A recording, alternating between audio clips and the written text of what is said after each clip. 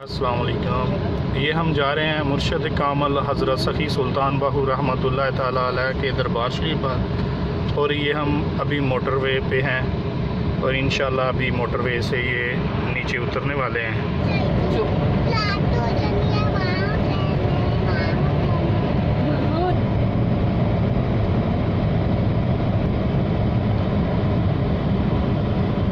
ये हम tool plaza की तरफ मोटरवे से उतर रहे हैं।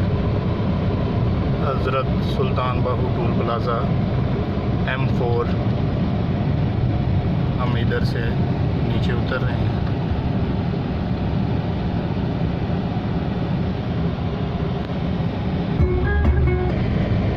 और ये अब हम मोटरवे से नीचे उतर रहे हैं